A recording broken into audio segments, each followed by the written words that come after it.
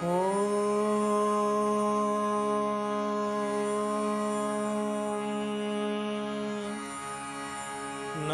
Shri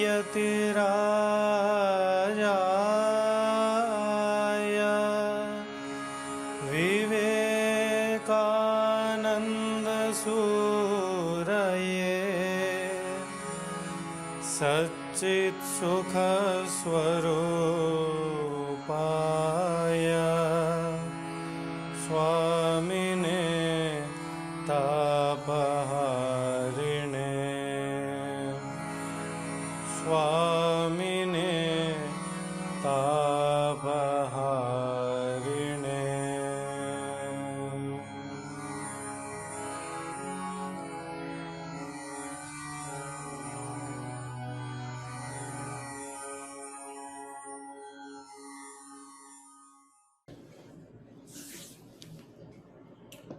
So, namaste, and we are coming to the end of this 2-month course today, and I shared some slides which we will be discussing.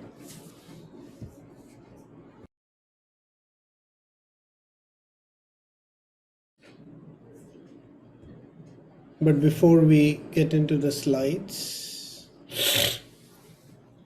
I just wanted to discuss a little bit about Dinacharya because that question was asked yesterday, and some material was shared.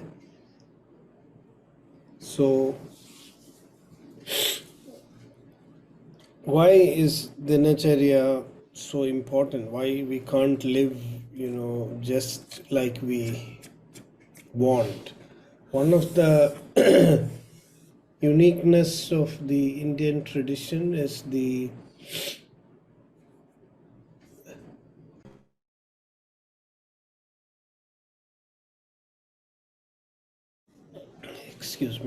one of the uniqueness of the Indian tradition is, with especially the influence of Ayurveda, is having a routine for life, and in a very meaningful and structured way. So as we discussed earlier, in nature,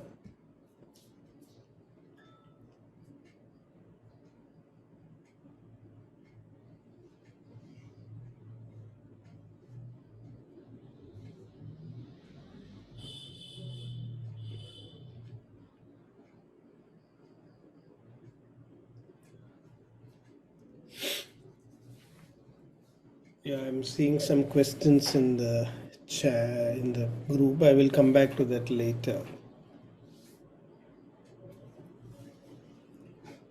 So the doshas are fluctuating according to nature, and we discussed yesterday that if nature is in harmony, then the doshas will automatically balance itself. So on the one hand, we have to preserve the balance in nature. If nature is not healthy, environment is not healthy, we cannot be healthy. So one of the purposes of Dinacharya is to make sure that we don't disturb nature. We have to follow the dharma. So this is called as sadvrittam also. Dinacharya alone is not enough. We must follow what is also called as sadvrittam. That we should not go disturb nature in whatever actions that we are doing. Second thing is our actions should harmonize with the rhythms of nature.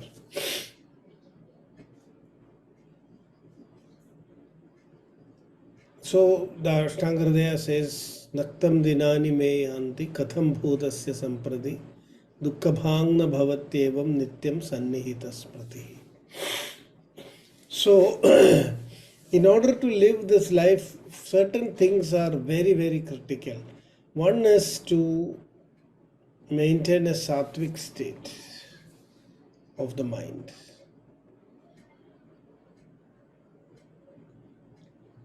At the mental level, we must be sattvic, And in order for that to happen at the physical level, we must not have any ama in the system. So if you really look at Dinacharya and all the activities that are mentioned, you can see that two major goals of Dinacharya is to keep your mind sattvic and your body free of ama. Without understanding this, if you simply practice Dinacharya, you are not going to get the benefit. So Dinacharya begins by saying Brahme Muhurta Uttishtet. So wake up at the Brahma Muhurta. So what is so important about waking up at Brahma Muhurta? So we say early to rise and early to sleep makes a man healthy, wealthy and wise. These kind of proverbs are there. But what Ayurveda tells is that, see, that is the best time to harmonize with nature. That is the time when nature... That is the time when nature automatically wakes up all forms of life.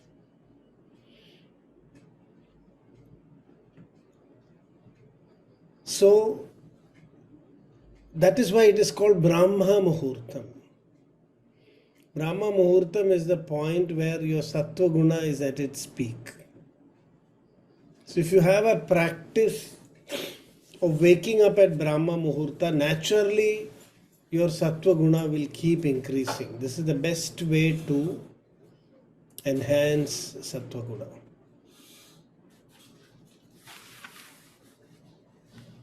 So it is said Brahme Muhurta Uttishtet. See, it is in the Saraswati Yamam.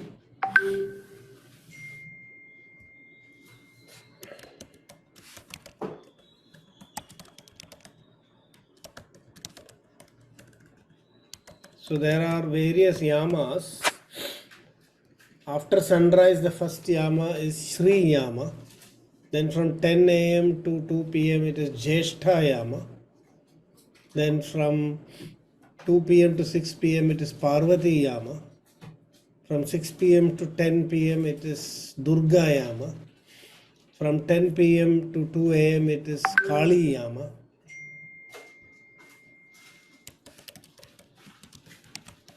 And then from 2 a.m. to 6 a.m. it is Saraswati Yama. So, just like the doshas, in Sri Yama, Kapha is dominant, Jyeshtha Yama, Pitta is dominant, Parvati Yama, Vata is dominant, Durga Yama, Kapha is dominant, Kali Yama, Pitta is dominant, and Saraswati Yama, Vata is dominant. Just like the Tridoshas are dominant in these different yamas, Trigunas also have dominance. So, 2 a.m. to 6 a.m. Sattva Guna is dominant. 6 a.m. to 10 a.m. also Sattva Guna is dominant. So we have a big window of Sattva Guna. That is why waking up before sunrise and not sleeping in the morning is considered very important. When afternoon nap is not so harmful, a small nap but not long. Long nap, afternoon naps are known to be a risk for Alzheimer's disease because afternoon is the time of Rajas. Then comes Tamas. There is a long tamasic evening 4 p.m. on to up to 10 p.m. in the night is Tamas. Then the midnight again it becomes Rajas. So Ayurveda tells us to be awake during the Sattvic window, and as the Tamasic window begins, slowly to retire from activities and go to bed very early. So there is a reason for this. So that, we don't miss the chance to cultivate Sattva Guna in our mind. So if you are Sattvic only, you can follow Sadvrta, you can follow Dharma, you can reach the path of Brahma, which is the goal of life. So that is the reason why Brahme Muhurta Uttishtet Swastho Rakshartham Ayushaha. It is for the protection of life so that we reach the highest goal. So that Brahma Muhurta is the time when the whole of nature wakes up. So it also helps to adjust our internal clock with the rhythm of nature. It is a practice of tuning our internal clock with the clock in nature. So it is like setting our clock every day morning with the clock of nature. When nature wakes up, we also wake up. You can see if you wake up at that time, all the birds will be, chirping, and you can hear all the sounds. Whole of nature is slowly waking up.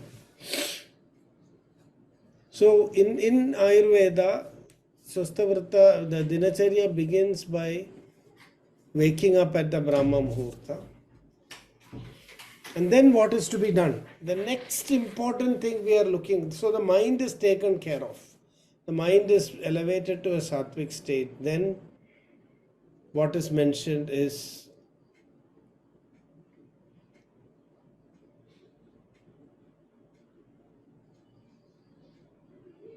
the Koshtha and the Agni and Ama.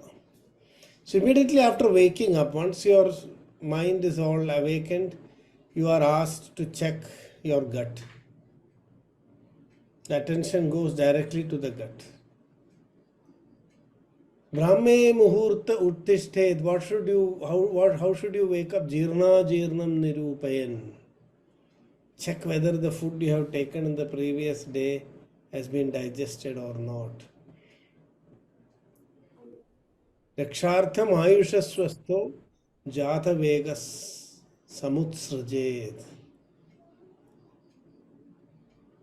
Pravartayet Prachalitam Natu Yatnad Udirayet. This is what is mentioned in Ashtanga Sangraham. That you have to immediately move your bowels. It means that whatever food you have ingested the previous day, if it has been properly digested, and if there is no trace of ama in your system, then you will be able to move your bowels on waking up. And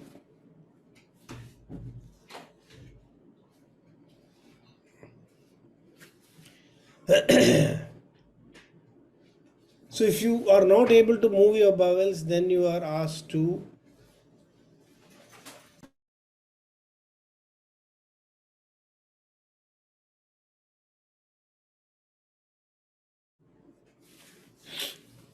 actually asked to drink some hot water and then wait till your bowels are moved. This is to prevent the formation of ama in your system, because if your previous food is not digested and you become active and you start eating again, yes, so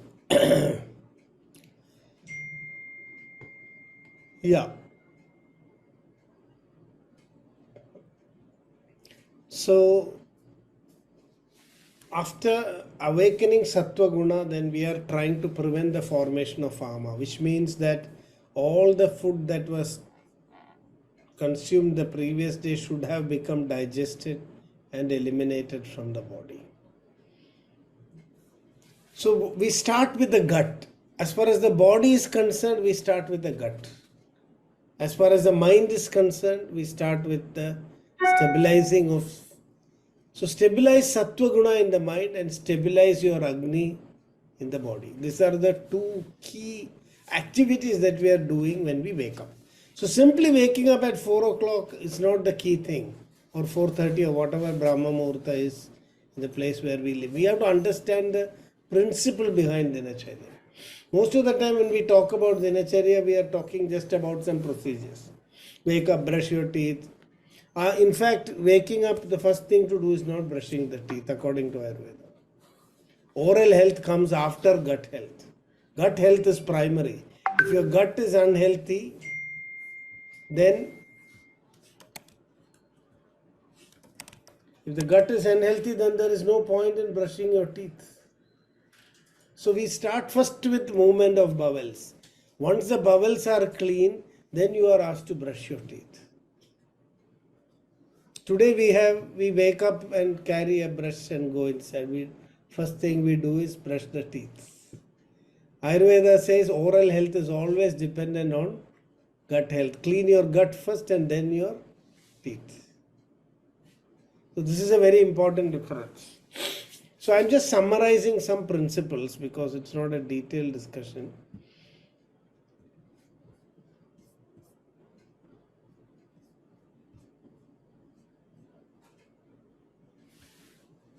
Then what we do is we activate our sense organs.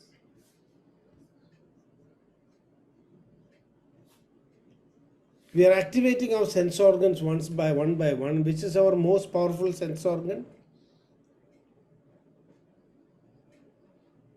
Which is our most powerful sense organ? The eyes. So, Sauvira Manjanam Nityam Hitam Akshnos Tato Bhajet.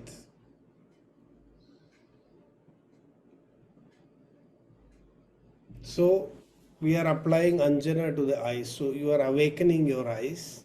You are taking care of your sense organs one by one. So, when you clean your eyes, what happens is all that malas will come to your nose. If you put eye drops, you will feel that in your nose also. So the next thing that you are going to clean is your nose. After you clean your nose, you can feel all the waste has come to your mouth. So then you will do Gandusha and Kavala. So your oral cavity is connected to the upper region of your head as well as to your gut. So you are cleaning it twice, once by brushing the teeth, and then after cleaning your cranium, you are also cleaning the oral cavity again by Kavala or Gandusha. So and then what we are doing is we are advised to apply some oil and then do some exercise. I think I discussed this earlier. And then the Sukshma malas are also removed from the system and a complete cleansing has happened. Sir, about ears, sir, do they put oil? Yeah, ears, so there are two things. Karna Puranam is there and applying oil around the ears. It's not necessary to always put oil inside the ears. That is a specialized treatment. So for ears, it is applied only during Abhyanga. So what the Ayurvedic idea is that apply Shira Shravana Padeshu. When you apply oil, you must first put the oil in the center of the head. Then you must rub the ears. Then the feet. And in the process, your palm also gets oil. So this is to protect the body from the heat, cold heat exposure. See, these are the areas that we cover for protection from cold. Is it not? We put a muffler and we cover the head and the ears. We put gloves and cover our hands. And we put socks and cover our... Another two areas where you have to apply oil is the umbilicus and then in the back, the root of the vertebrae. After this, you can apply oil all over the rest of the body. So in that way, sudden temperature shifts will not happen. You are balancing the temperature of the body in this way. You are doing some insulation at the sensitive points. So that because you are doing all this without clothes on, you may get exposed to cold and heat. So once you apply the oil in these points, the body is stable. It is not going to get much fluctuation. That is the reason why Shirashravana Padeshu Tam Visheshena Shilayet. And after Abhyanga and Bath, when all the channels of the body, all the sense organs, everything has been opened, your gut is clean, your mind is in a sattvic state, then we are only asked to eat. In this way, you can prevent the formation of ama in your system. The errors of metabolism and digestion are avoided. So the purpose of Dinacharya, if you look at it very closely, is primarily twofold. That your Agni is functioning, your sattva guna is functioning, then you can do your activities in life more productively. That is the whole idea. And how you should work, Ayurveda says that all creative work should be done in the Shri Yama. That is the time where you can bring prosperity into your life. So Ayurveda says office should start early.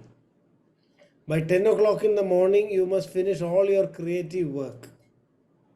There has been studies which showed that decisions taken in the morning lead to more success than decisions taken later. Because mind is more creative, more calm.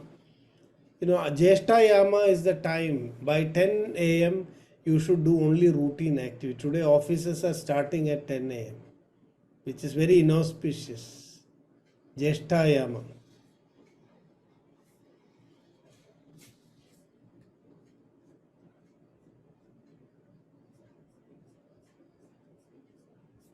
So, by afternoon, Ayurveda says that we should stop all our activities. We should find time for relaxation and recreation. That's not there in modern society. That's why everybody is stressed. So start your work at 6 a.m. By 2 o'clock, everything is over. Now you sit. Madhyam dinasya gamayed. Dharmyabhir arthyabhis kathabhi. That is what Ashtanga Hridayam says. Madhyam dinasya gamayed.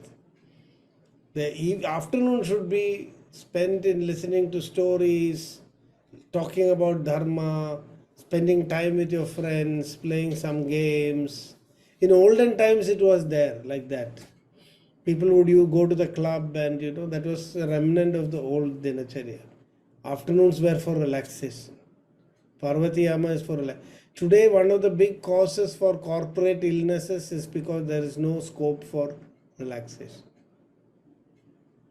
Working start at 6 in the morning and you end only at 11 p.m. in the night. I have seen a lot of these people in these corporates. You don't know why they are living, they don't know. They are completely lost. So Ayurveda tells you that increase your productivity. Work less, achieve more. That is the concept in Ayurveda. Work less and achieve more. If you have sattva guna, then that short time becomes very productive.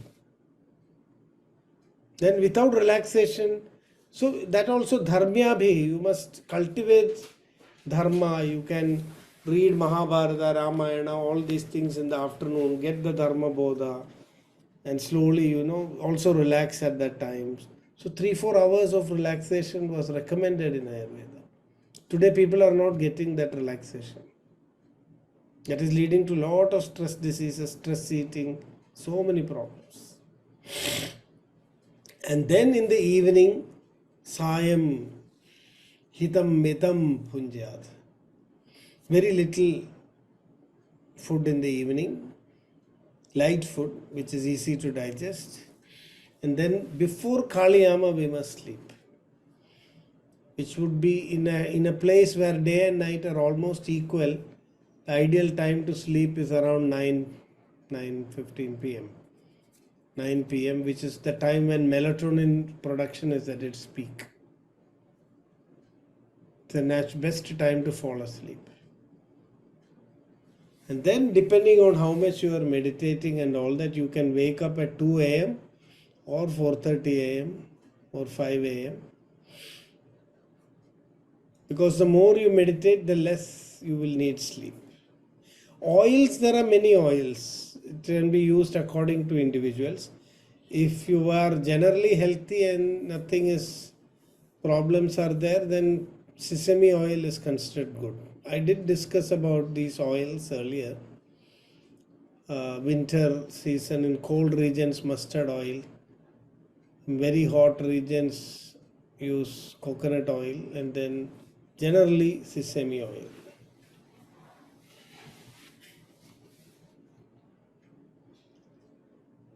So one problem is we should never keep awake between 10 p.m. and 2 a.m. That is the pitta time in the night where pitta is repairing your body.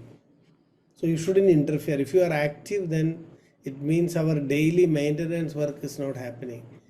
See, when we are sleeping, 4 a.m. is the most, yes, that to change that requires practice. And don't start by changing only the waking up time. You need to correct your dinacharya. Then only waking up at 4 a.m. will be possible. What you do during the daytime determines whether you will wake up at 4 a.m. or not. I've experimented with this. I have tried to forcefully put alarm, wake up. My whole day would be destroyed after that because I am just sleeping and dozing, and so there is no point. Doing just waking up at 4 a.m. is not dinacharya. You have to do everything together so that when you wake up in the morning, you are full of energy. And ideally, once you tune your clock to the clock of nature, you will just automatically wake up. It's called sukhena pradibodhanam. Today the biggest dukkha is pradibodhana. Dukkhena pradibodhana. We don't want to wake up in the morning. So Ayurveda says that this can be, but ideally speaking, evening food, now no food should be taken after sunset. The window for eating is between sunrise and sunset, ideally. But today, I would say the earlier the better. Give at least 3 hours gap between, your food and sleep, which is more practical nowadays. But if possible, you can eat before sunset. Now I have brought that system into my life also. After developing obesity, many problems, I am eating as much as possible before 6 p.m. It's a slow process. Sometimes even after that, because you are used to eating late. At one point of time, I used to eat even at 11 a.m. because I would come 11 p.m. come so late after office work. I have experienced the corporate style of working also. But now it doesn't make sense. Even as you age, your body's ability to handle all this gets reduced. So initially you may feel like, so it is good to keep some dry fruits or something at night if you want to eat something light instead of completely depriving it. So you have to slowly train the body to come out of that. And after a while, I can say from experience that you will feel like eating, early. Otherwise, you will feel discomfort. It's such nice thing to go on to bed on a light stomach. Okay, so these are just a glimpse of dinacharya. So I hope instead of just doing these things ritualistically, it is important to understand why we are doing it. So with that, I will open up our slides and quickly run through that. Hemali has asked for English translations. But so this is basically a course being done by the Sanskrit department. And I said there are non-translatables. You can find out the English meaning. There is no accurate English meaning. So please take some effort to learn some Sanskrit in this course. Because we are trying to read the text directly. And these are essential technical terms. So we discussed a few things yesterday. I have made some illustrations. You can see here, for ease of understanding.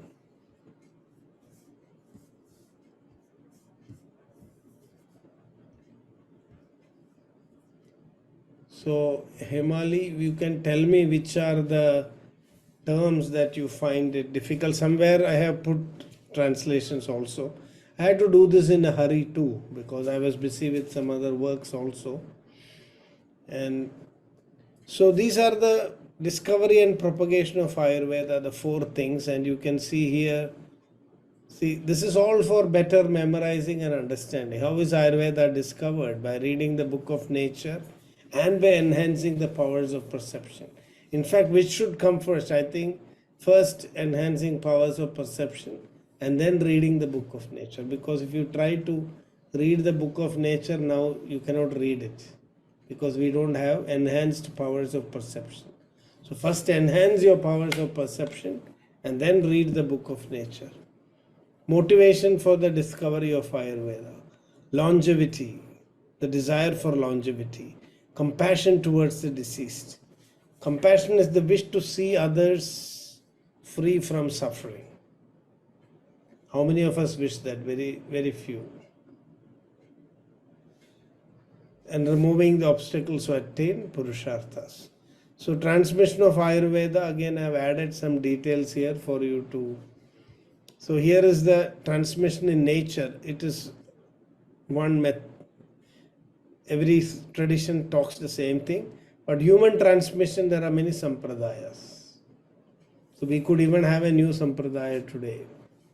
A new rediscovery of Ayurveda. So human transmission.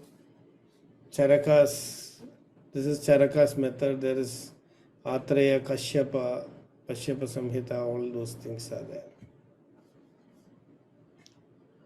So we understood Ayurveda in terms of certain framework in which this knowledge is, highlighted.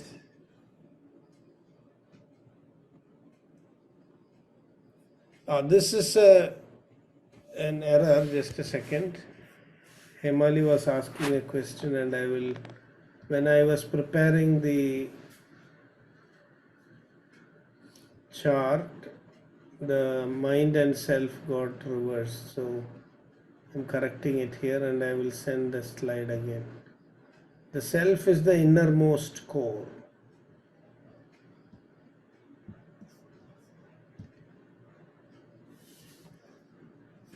So let me show it. So I also wanted to just give ideas on how you can convert the information in Caraka-Saṁhitā into what you call as infographics. We call this as infographics sometimes. Today you can convert them into infographics for better presentation. It takes some time, so this is the best I could do. Need more time to make it illustrative, but there's a lot of scope for doing this. So here you can see Ayurveda is Hetu Linga Aushadha Skandham. This is very, very important. That what you see first in a patient, we see the Linga. From the Linga, we infer the Hetu. And according to the Hetu, we give the Aushadha. This is the logical triangle of Ayurveda. The logical triangle of Ayurveda, where. And what is this purpose? The purpose is to prevent as well as treat diseases. Swasthavritam and Aduravritam. Swasthaduraparāyanam. And Ayurveda is that which deals with 8 topics. This is very important to understand. Hitamayu, Ahitamayu. Ayusho Hitam, Ayusho Ahitam. Sukhamayu, Dukhamayu. Ayus, the definition of Ayus and Manam. And Ayus is defined here as Sharira, Indriya, Sattva, Atma. It's very important to understand these as concentric circles. Not as 4 entities coming together. It is like, one folding into the other. That is a very important idea. Outside layer is the body. If you go inside, then you can see the senses, then the mind, and then the self. So the self is the core essence of our being. So we have to study ourselves layer by layer.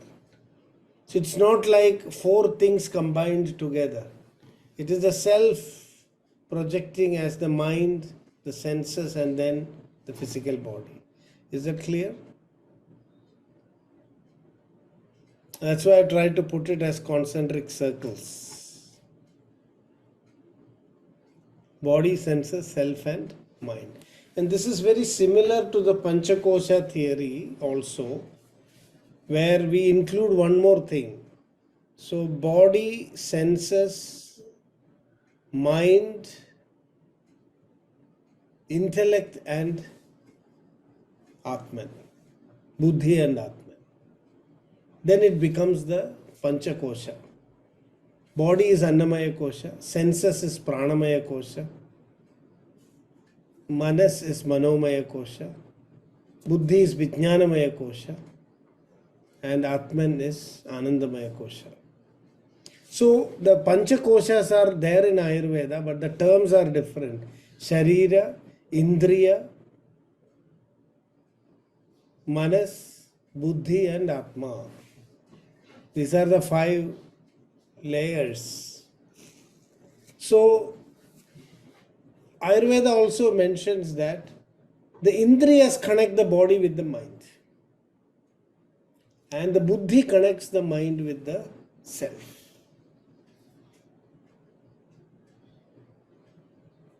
So without Indriyas, that is why Sendriyam Chetanam Dravyam. Do you remember the definition? Sendriyam Chetanam Dravyam Nirindriyam Achetanam. So the connector between the mind and the body is the Indriyas.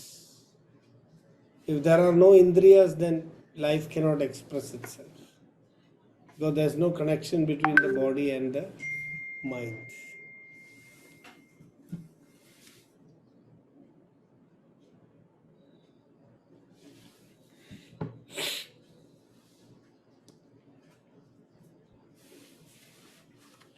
Similarly, the connection between Manas and is the Buddhi. It is with the help of Buddhi that we are able to do Samyamana of the Manas in the Atma.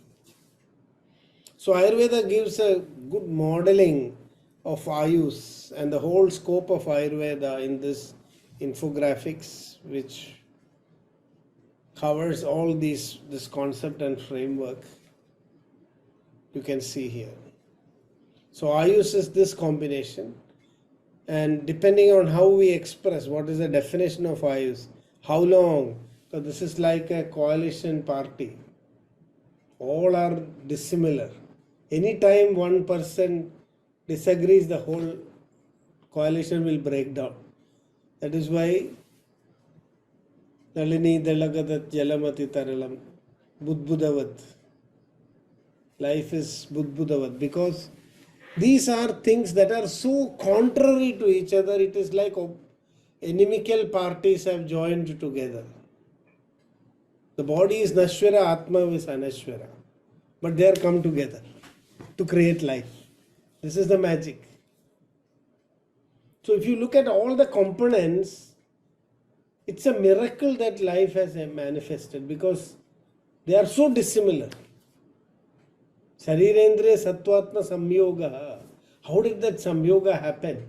Of things that could never have united. So the risk is that any time they can disunite. Any moment. One moment is enough for this to crumble down. It's so fragile. Life is so fragile because these things are not designed actually to be fit together. What holds them? The thread of karma. It is just to experience the results of our karma.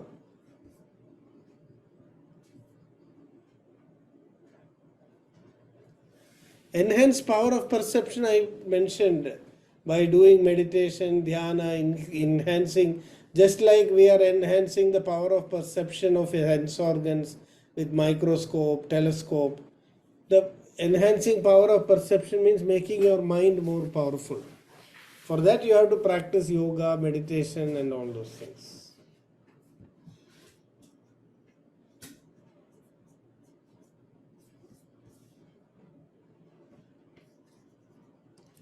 So, yeah, I think I got distracted. What were we discussing?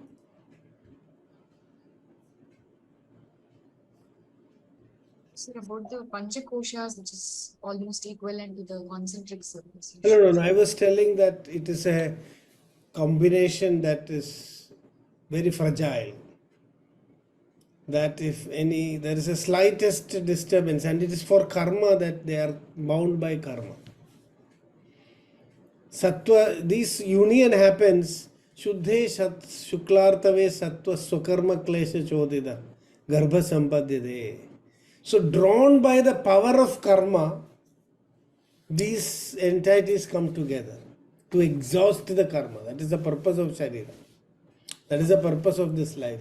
The moment karma is exhausted, like a bubble, we will burst.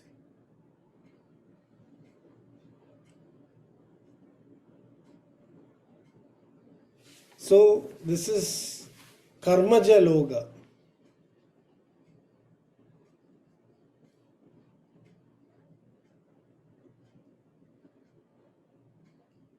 So it is by the power of karma that these sharira, and see, when your karma is very strong, even if you try to kill yourself, you won't die.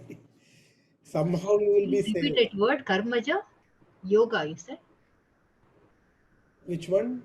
Karma, you said something. Karmaja yoga, you said. No. This samyoga of body, senses, self and mind. Sharirendriya, Sattvatma, samyoga. The combination. One word you used now. Okay. It is karmaja. It's a karmaja samyoga. Sir, you said karmaja lokha. Right? No. Karmaja samyoga. No, this is a karma loka. That is karmaja loka. That is, this world is driven by karma. So the body is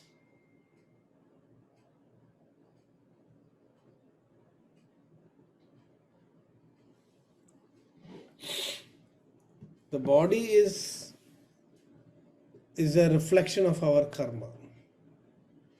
And it is to exhaust that karma that we come into this world. And when the karma is exhausted, then the sharira will not remain. That samyoga will dissolve, disappear. So that is the whole idea. So we have various conceptual tools to study and understand. So you can see here the adhikari of Ayurveda, the adhikaran of Ayurveda is the Purusha. Purusha is Shariram, Sattvam, Atma, Trayameda, Tridandavat. Logas Tishtati Samyoga, Tatra Sarvam Pratishthitam. We are a combination. We are physical, mental and spiritual beings. We have to be physically happy, we have to be mentally happy, and we have to be spiritually content at the same time. Otherwise, we won't be happy. We will do things to make us happy at all these three levels, consciously or unconsciously. If you are given a lot of money, lot of riches and asked to sit in a room, you won't be happy. There is a mental need. There is a spiritual need. You will try to fulfill that. Have you heard of Maslow's hierarchical needs? That was inspired by Indian thought only. Many people don't know that. Today it is talked about in psychology and all these, even in management topics, it is discussed. Maslow's hierarchical needs. So when one level of need is fulfilled, you go to the higher level. This is based on Indian concept of yoga and the different chakras and things like that. So there is evidence that Maslow learned it from India. I have an article. If somebody is interested, I can share that. It's an article which shows how many ideas in modern psychology came from yoga, and we are not aware of it. So all these needs have to be fulfilled. That is why we say Bhukti Mukti Pradayini. That Goddess is Bhukti Mukti Pradayini, fulfilling all our needs, both material and spiritual. Because it's when we get fulfilled at one level, only we can go to the next level. So Swami Vivekananda also mentioned to many people, they have to let them play football first. You go and kill an ant at least. If you don't kill an ant, you cannot. So at different levels, things are different. So once our basic material needs are fulfilled, there is a yearning for something higher. So it is in a step ladder fashion. That is what Ayurveda tells. That is why Ayur Arogya Saukhyam. Ayus at the level of the physical body, Arogyam at the level of mental body. Because really health is achievable only through mental balance. Stress is the biggest cause of health. Physically you can preserve life only, you cannot get health. Without the mind also coming into the picture, you won't have health. And Saukhyam, wellness, comes when you go to the level of the Atman. So we learned about Samanya and Vishesha. Dravya, Guna, Karma, these are non-translatable, that is why I kept it as it is.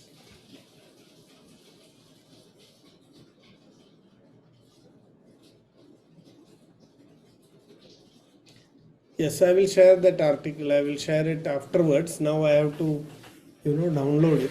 I mean, search for it. It's somewhere in my folders.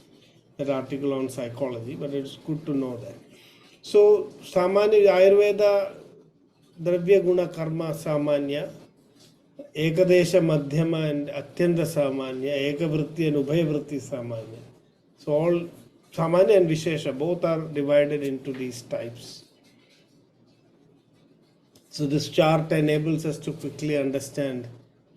Otherwise we think about only Samanya and Vishesha, but now we know that these are the classifications. I'm not going into the details. And Dravyas, the Dravyas are the Panchama Bhutas, Mana, Kala, Dik and Atma. This is again for a quick, these are all the key concepts from this chapter that we must always remember. That's why I put them into a chart. So that when you are revising this chapter, you can quickly look at this chart and remember the essential points. Then we have Guna, the 5 Vishesha Gunas, 20 Guruvadi Gunas, 6 Atma Gunas and 10 Paradi Gunas. So 41 Gunas in all. Karma is Samyoga and Vibhaga, Eka Karmaja, Dvandva Karmaja and Sarva Karmaja. Both Samyoga and Viyoga. So we discussed that the goals of Ayurvedic interventions, we discussed Dhatu Samya and Dhatu Samya Kriya, but Lokayur Ubhayor Hitam is also a very important point. Ayurveda is interested not just in our well-being in this life, but in the Paraloka also. That is what makes Ayurveda a Veda, because it is focusing on both the worlds. And Ayurveda, what it says is that don't accept destiny, try to change. Become a maker of your own destiny. So while it accepts Daivam or Karma, it doesn't tell us to surrender to Karma. It says use your Purushakara and change the course of your life. That is how you can build your own Paraloka. A Paraloka which is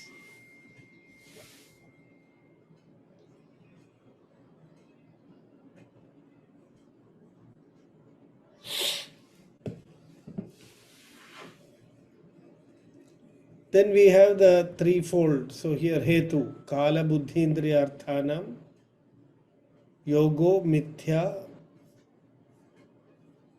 Achaticha, Mithya Yoga, Hina Yoga and Adi Yoga. Hetu and Aushadha is for Sharira, Daiva Vyapashara, Ekti Vyapashara and Manasa Sattvaja. Manaso Jnana Vijnana Dhairya Smriti Samadhi, which is another word for Sattvavajaya.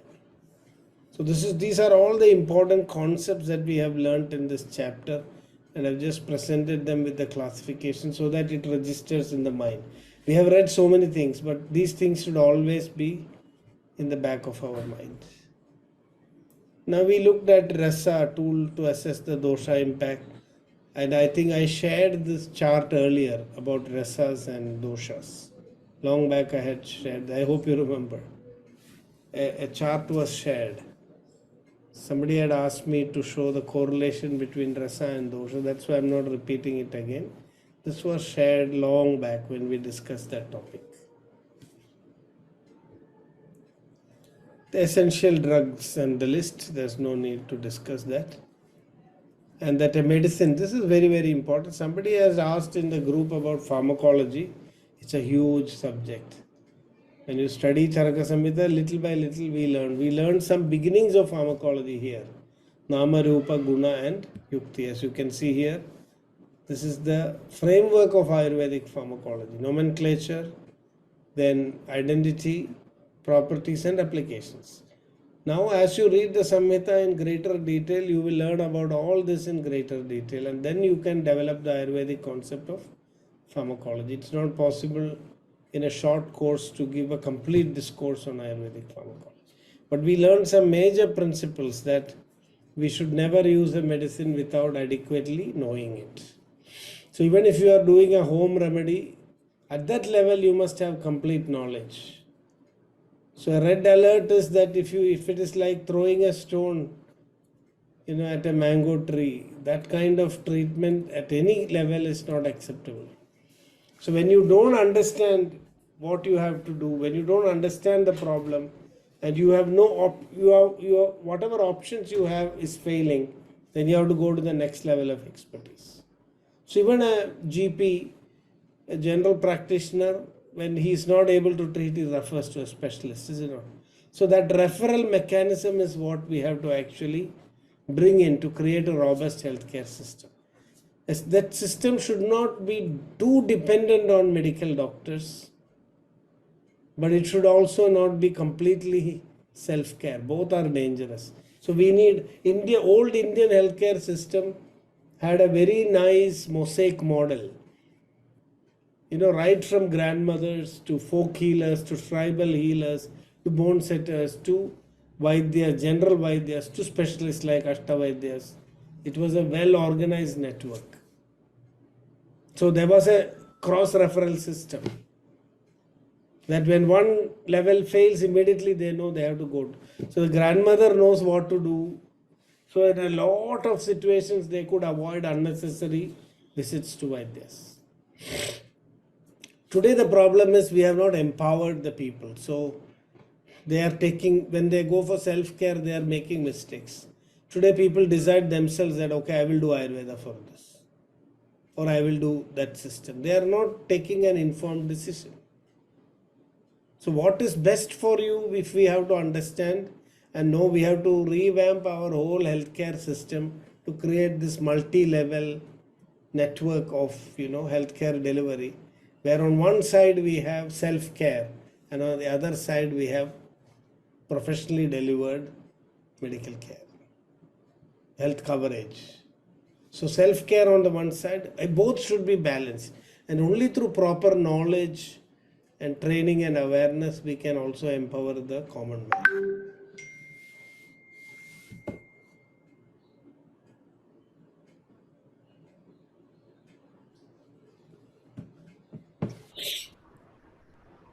So this is it.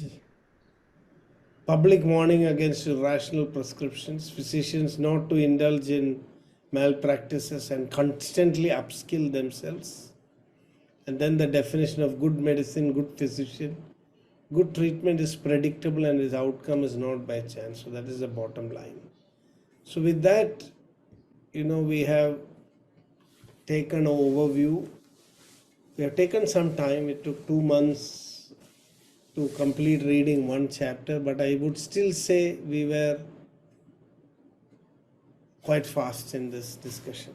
So you can imagine if there is still scope for reading deeper and deeper, but then it would take 6 months to complete one chapter. There is that much scope for discussion. Yes, Sumitra? Thank you so much for the wonderful sessions. It was so enlightening for a novice like me, and I'm sure many would agree. So after this, what kind of path would you suggest us to take to continue the reading of the text, or in general? Yeah, my goal here was to just enthuse. This is not like a reading where you are getting completely trained to go on your own. That is not the style, because that cannot be done in an online platform where I'm not even seeing who is there. Few people I have understood, like Jayasudha madam, I came to know she has a modern medicine background because of interaction. So you are also interacting a little bit, so I know you have an interest, but I don't know the background of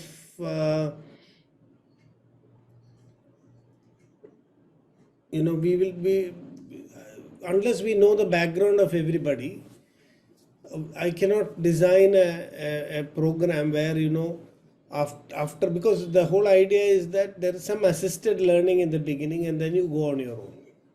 So I hope that what we did now has given you some enthusiasm to, yes, we must read more, we must study more. That was the only goal. How that can be done, it depends. I have tried to share, it has been a one-way narrative mostly. I'm just talking, and so it is like an introductory session where I've showed the scope of how deeply we can go, how much of knowledge is hidden and all that. But if you are going through a deeper way of studying the text, then the whole idea would be focused on your reading. And so in a Gurukula and all, it is like that. Everyone is asked to read and explain, and then the additional things are given. When you read like that, after a little while, you are able to read on your own. Now, I don't know, maybe in this course, we didn't give that kind of training. But it may be good. So it's a slow process. Even I had to struggle a lot. I didn't learn all this, everything from other teachers. A lot of things I've learned on my own, hard way. Reading again and again, discussing with people. So it's a learning process. It's a long process. Now, another thing I want to highlight is like, why should we study the Caraka-Saṁhitā? It depends on our background and what we want to learn from Ayurveda. In my opinion, if you are not an Ayurveda specialist, then you should have a different goal for studying Caraka-Saṁhitā. You don't have to study it like a physician or a clinician. You have to study it like how you can enhance your own life with Ayurveda. So many portions may not be so meaningful, like learning about herbs, drugs and how they work is required only for a clinician. But Ayurveda is giving you how to live your life. What is the philosophy of life? How you can use Ayurveda, how you can understand your own Prakriti, how you can live a more meaningful life. And many things you can learn. So it depends on what is your purpose of learning Ayurveda. So I did not discuss too much professionally also, because I know this group is mixed. It's not a group of, but there are many Ayurveda physicians also. So it's very difficult to address the needs of all the people in a diverse group. So it is more like an introduction. And when Swamiji told me, what I understood was to show that by reading the original Sanskrit, you get much deeper insight than by reading translations. And that engaging with and also as Indians, it's very important for us to know what is our heritage. What valuable information is still there in a textbook that was written so many thousands of years ago. Many things have become outdated. I'm not saying that everything is valid, but still you can see there are so many profound insights in such a textbook that are still useful today. Thank you, sir. Thank you so much. Actually, you have, I'm really lucky to have been introduced to Ayurveda through you. Like, you are my first guru in Ayurveda. So there are so many things, like, sometimes the way medicines work, the same medicine may not work for the other person. So, take for example the diabetes only. So same person, metformin, no, sugar level might come down, but they are not happy inside. I know they're struggling to maintain the sugar level with the medicine also. So now I can understand. There's like maybe vata, pitta, kapha. They different types. They acting differently in each person. Yeah. Maybe so yes, there is pharmacogenomics is a new branch now coming in modern medicine also. That the way medicines are metabolized in Yeah. each individual is different. And because the enzymes, there are fast metabolizers, slow metabolizers, so many. And I think there we could do some collaborative study and see what Ayurvedic concepts can help to stratify these people. If I think both are combined, we may be able to help people in a more effective manner. I remember once, at Johns Hopkins, there was an anesthesiologist. He was an Indian who settled there. He got interested in Ayurveda, and he said one of the ways he wants to use Ayurveda is, he said, it's such a challenge to decide the dosage of a painkiller or anesthesia. Different people have different requirements. It's very difficult to predict. Some people need very low doses, some people need very high doses. Some people don't respond to certain painkillers. So he came and he said, I want to see if through Prakriti and Doshic imbalance, we can give a much more accurate prediction of what painkiller would be useful for which person. So this is a good, Vata person has less pain threshold. A Kapha person will have a higher pain threshold. So once you know their constitution, you can dose them in a more appropriate way. A Vata person may need slightly higher painkiller, whereas a Kapha person may need a lesser painkiller. So in this way, I think if modern doctors also begin to understand a little bit about Ayurveda, and Ayurveda people already, they are studying modern only. Ayurveda nobody is studying. Yes.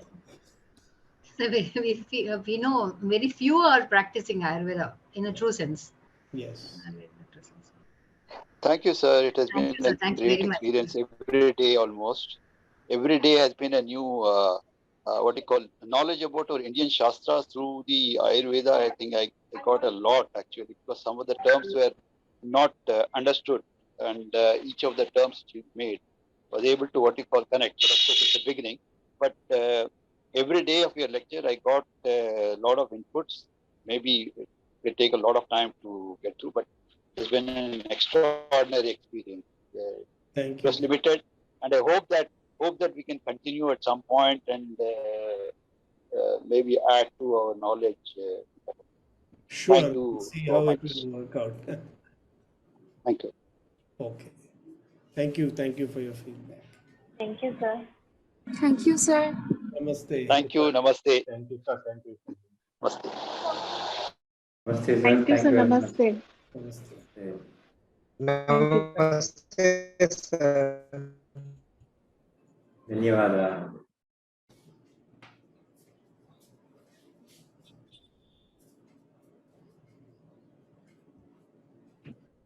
Excuse me, sir.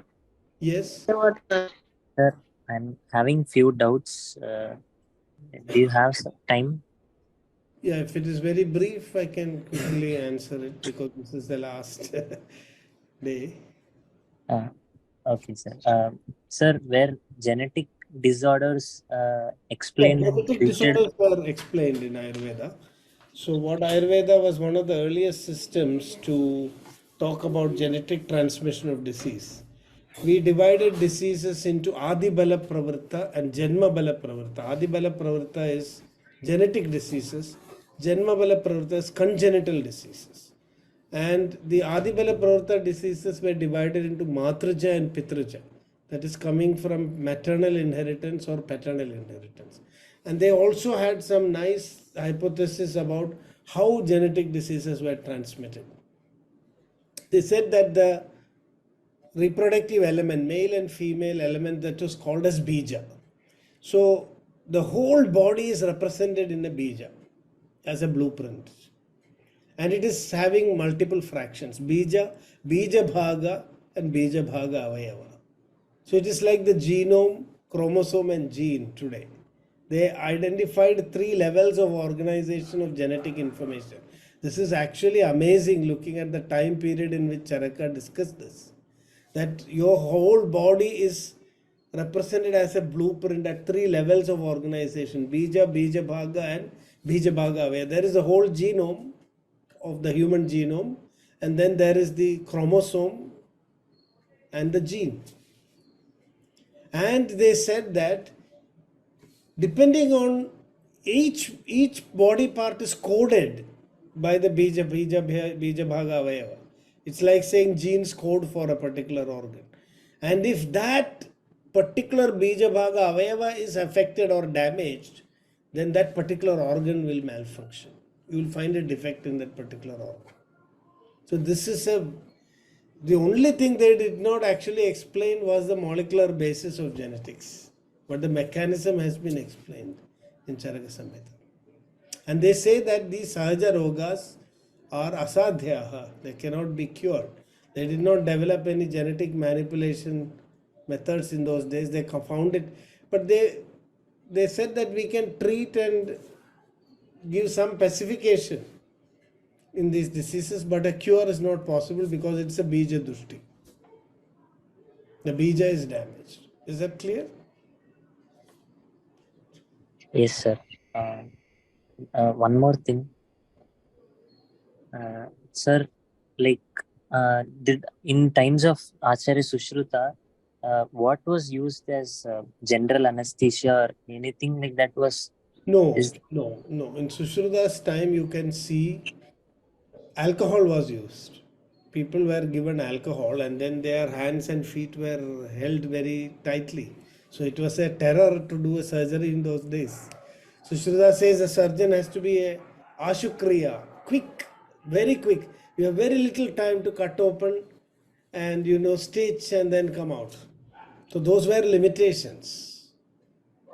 But in Bhoja's work, there is a reference to two types of churnas, but we don't have the formulation. Sammohana churna and Sanjeevana churna. King Bhoja was a great surgeon. We have lost his works. That is a big problem. A lot of later textbooks were lost due to invasions and all that. So there is a reference that Bhoja used Sammohana Churnam before surgery. Sammohana means to make the person unconscious. So they will give Sammohana Churna and then that patient will become unconscious. And after the operation is over, Samjeevana Churna to wake up the patient again. But this is not there in Sushruta Samhita.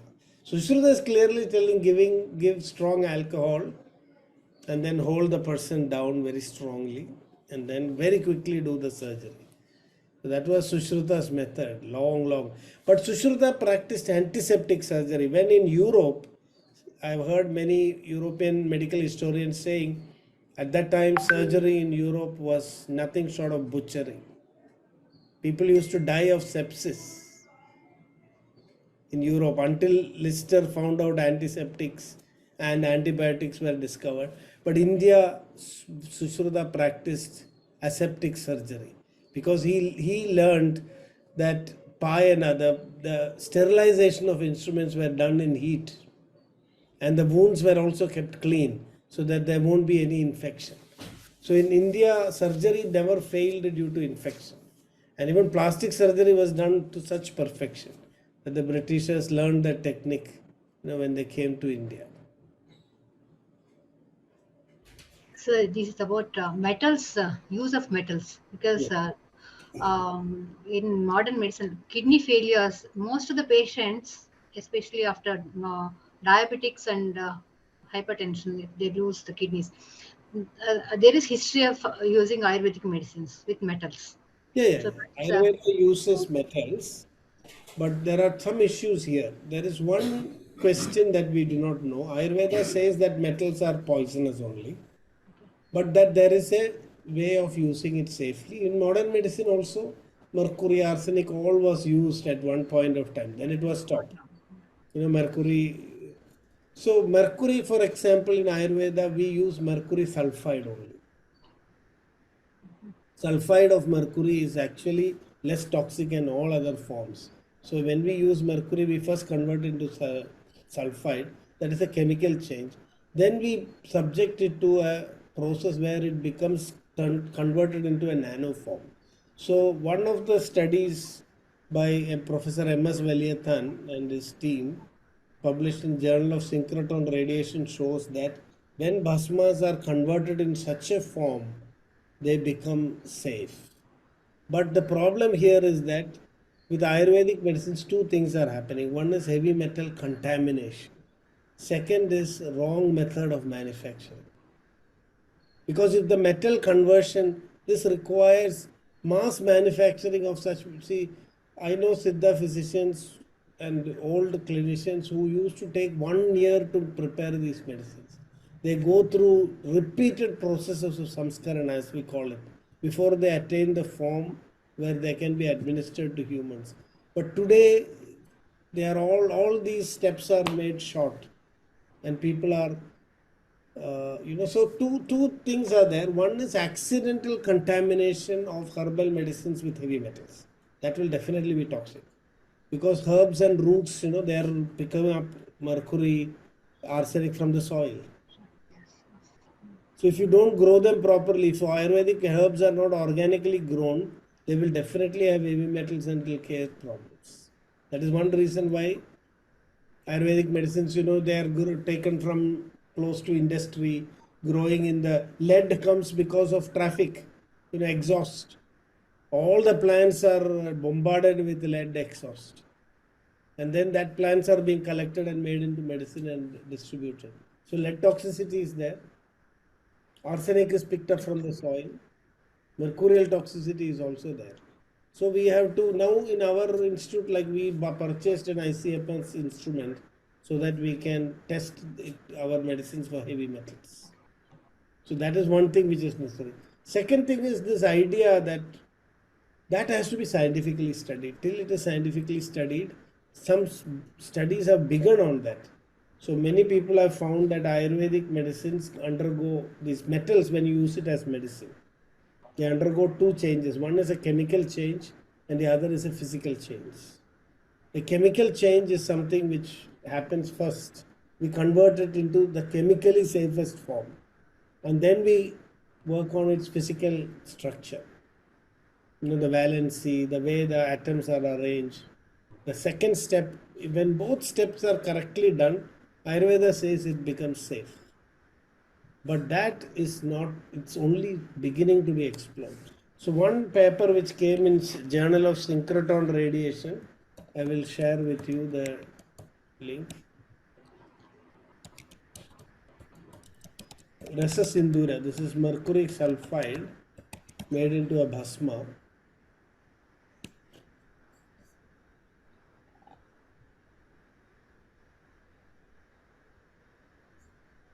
So I will just show that.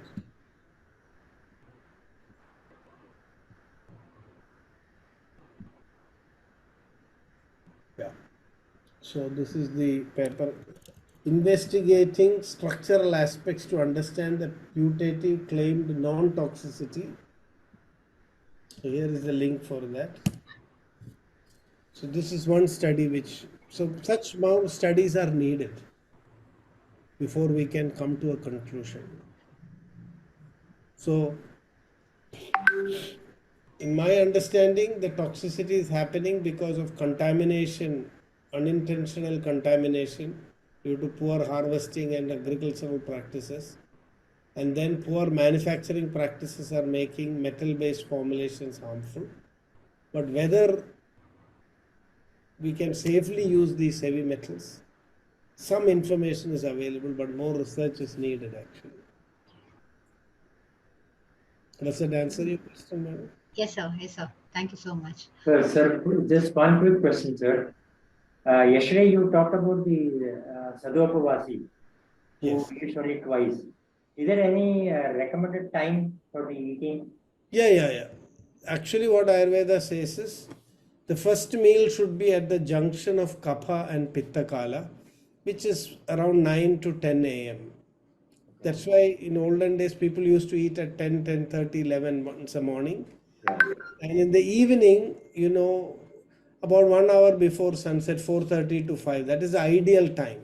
Okay. This is possible only in places where sunrise and sunset, day and night are almost equal. In other countries, we'll have to make a lot of adjustments. Okay. And in between, is there any liquids or any, of course, water is allowed, but can be consumed like given today's If environment? you're really hungry, please eat, sir. But No, what I meant is like taking some no, tea sir. or coffee. This is working only for a tapasvi. So today we are stressed. So stress eating will always be there. So what I advise is, okay, eat some fruits or snacks, less harmful snacks. like eat some dry fruits. Try to avoid other kind of snacking, because we are all stressed today. If we are meditating well and leading a spiritual life, then only we can survive with 2 meals. Definitely. It's a chicken and egg situation. How to come out of it? But I experimented a lot, and that's how I found. I'm also, what I have shifted is from unhealthy snacking to more healthy snacking. Okay, have a fruit, maybe. It's safer than eating something else, If What you're about what about liquids like tea? I won't take coffee, but tea. What about tea? tea, see, Better it's than coffee, I think. tea again. If you can avoid it, it is good. But 1 or 2 cups a day is okay, a little bit, not in large quantities. Okay. Okay. Thank you very much, sir. Thank you very much. Dhanyawad. I'm Namaskar. telling it for our life, I'm talking very practically. Correct. If you make people to strictly follow only 2 times diet, they will all get stressed up and, will not be able to sustain it. Yeah, as you said, your experience. Yeah, yeah. So Longer I'm it now makes trying to increase my meditation time and relaxation so that my need for food will come down. Yes. Thank you, sir. Namaste. Okay, Namaste. so I think with that we conclude. Namaste. Thank you, sir. Thank you so much. Thank you so much. Thank you so much, sir. Namaste.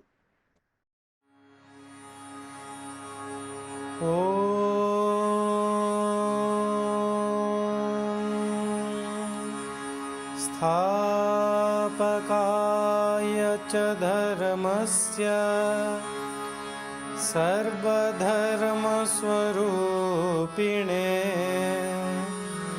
अवतारवरिष्ठाय